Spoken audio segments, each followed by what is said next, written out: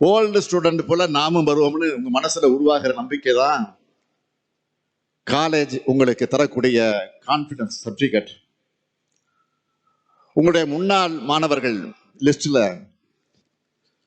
பல IAS IPS அதிகாரிகள் நீதிபதிகள் கூட இருக்காங்க.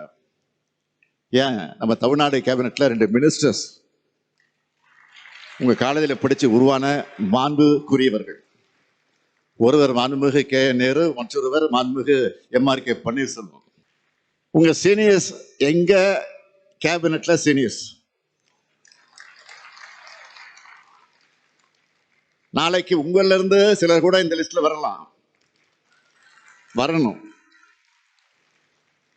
தமிழ்நாட்டினுடைய வளர்ச்சிக்கு உறுதுணையாக இருக்கலாம்.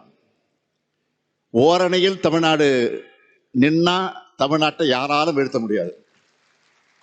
நான் அரசியல் பேசல, மாணவர்களுக்கு நிச்சயம் அரசியல் புரிதல் இருக்கணும்னு பேசுறேன்.